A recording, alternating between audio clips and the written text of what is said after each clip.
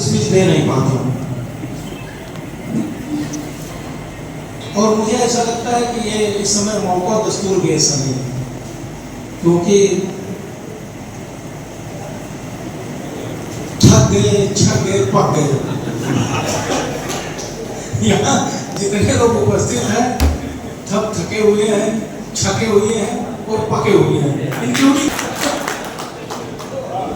जब मैं यहाँ आया था तो पूरा ये सभागार भरा हुआ था और पीछे कुछ लोग खड़े थे, कुर्सियां कम पड़ गई थी। और इसमें मुझे लगता है 50-50 और जमाना 50-50 का भी नहीं है, 20-20 का हो। तो मजा तो 20-20 में है, और थोड़ा बहुत मजा 50-50 बचा है, और जो पूरा सभागार बचा था उसमें तो मजा था नहीं। तो जिसको जहाँ जाना था वो चला गया, और जाहिर बात तो दूर से लोग आए तो उनको जाना भी था। और दूसरे सावन का महीना है, और अभी जो सबसे बढ़िया पका मिल रहा हुआ कौन सा होगा इस समय? चौसा। बस तालियां भाइयों के लिए, किसने बताया? आमों में भी आमों का राजा चौसा का सीजन है। तो भाई देखो यार, अगर स्वाद लेना है ना, और सबसे शानदार स्वाद लेना है, तो सबसे शानदार धैर्य और बेकरारी दिखानी पड़ती है। देखो आम निकलता है, कोई टिकोला तोड़ के खा लेता है, कोई कच्चा आम तोड़ के खा लेता है, कोई दाल से सब्र नहीं होता, दाल से आम तोड़ के पका के खा लेता है, और कोई दाल से पका आम खाता है। और मजा उत्तराखंड भी वही बचे हुए हैं। तो हम लोग क्या चौसे आम का स्वाद ले सकते हैं, या ज्यादा टाइम बीत गया? क्योंकि कभी कभी ऐसा होता ना, जब भूख लगी हो ज्यादा तो खाने का स्वाद बहुत बढ़ जाता है। पर अगर फिर भी ना मिले, उसके बाद अगर मिले तो भूख मिट जाती है, खाने की चाह चली जाती है। तो अभी चाह बची है कि जा चुकी है? नहीं भाई, सब्र है, ठीक है, पाते हैं। वो हमने बोला था कि इनसे देवबख्श जी से और सबसे जो है, अच्छा देवबख्श जी का मैं नाम नहीं बोल पाया भाई, जिलाध्यक्ष, उनका भी नाम संबोधित करती हूँ, आदरणीय देवबख्श वर्मा जी। तो मैंने बोल रखा था, मुझे जो है जिस दिन कार्यक्रम काम मुझे बता दीजिएगा, याददाश्त मेरी थोड़ी कमजोर है। तो ये लोग मुझे याद नहीं दिलाए, या दिलाने का प्रयास किया होगा, दिला नहीं पाए, मतलब संपर्क हो नहीं पाया। और सोसाइटी की प्रॉब्लम ही कम्युनिकेशन है, और कम्युनिकेशन ही प्रॉब्लम है, और कम्युनिकेशन होता है तो प्रॉपर कम्युनिकेशन नहीं होता है, तो गलतफहमियां पैदा होती हैं। उससे अच्छा कम्युनिकेशन ही ना हो, वो ज़्यादा ठीक है। और आज सुबह जो है 9:50 या 52 पे आपने मुझको मैसेज डाला था, तो मैं मैसेज पढ़ ही नहीं पाया। अच्छा संडे का दिन है तो मैं देर तक सोता हूँ, तो इनकी एक या 2 कॉल है, दूसरी या तीसरी कॉल मैंने उठाया। अच्छा दुर्भाग्य से बुरा मत मानिएगा, मैंने इनसे कहा था व्हाट्सएप कर दिया। संजय जी ने सवाल उठाया था, मैं दरअसल अब भाषण नहीं दूंगा, सिर्फ 5 मिनट बोलूंगा, चूंकि लंबी लिस्ट वक्ताओं की है। केवल बुनियादी सवाल 2-3 जो उठे हैं उसमें मैं थोड़ा बोलना चाहूंगा। संजय जी ने कहा था कि अब पत्रकारिता करना आसान नहीं रहा, वो एक राष्ट्रीय समाचार पत्र से जुड़े हुए हैं, हमें देखना पड़ता है कि हमारे मालिकान की विचारधारा क्या है, अखबार की विचारधारा क्या है।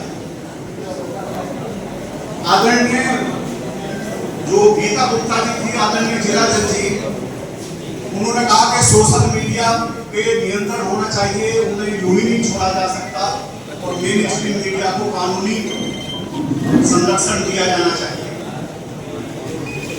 उन दोनों विषयों पर प्रकाश डाला। किसी ने अभी हाल की कुछ घटनाओं का जिक्र किया, उन्होंने दिल्ली के धरने का भी जिक्र किया, उन्होंने इस पवित्र नगरी में कुछ कतिपय घटनाओं का भी जिक्र किया। 18 जुलाई को दिल्ली में सोनम वांगचुक जी का इस्तीफा पहले हो जाना चाहिए था, बाद में हुआ। मैं पत्रकारिता के दृष्टि से इस घटनाक्रम को कैसे देखता हूं? 28 जुलाई को सोनम वांगचुक और 4 स्टूडेंट्स हंगर स्ट्राइक पर बैठ गए। कृपया मैं रुक जाता हूँ, फोटो करा लो।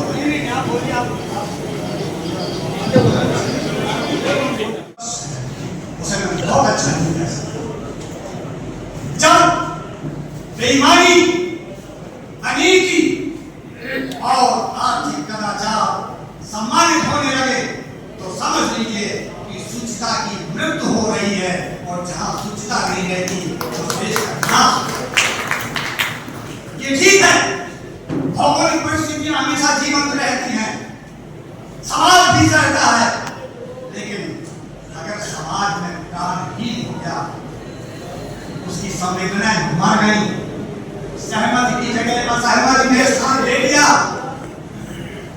समाज की जगह कलश और क्लेश पनपने लगा, तो हमारा लोकतंत्र क्या प्राणवान रहेगा?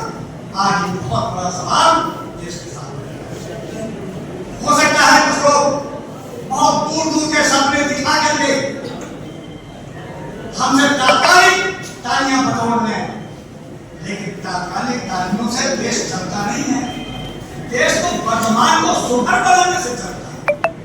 हमने वर्तमान को कितना जिया है, हम भविष्य के अच्छे सपने संभाल ले, इतिहास गौरवशाली इतिहास का इस्तेमाल करें, लेकिन इस सबके बीच में अगर कहना है तो वर्तमान को करना है, और ये कहने का काम मित्रों आपकी लेखनी को करना है, आपकी जागरूकता को करना है।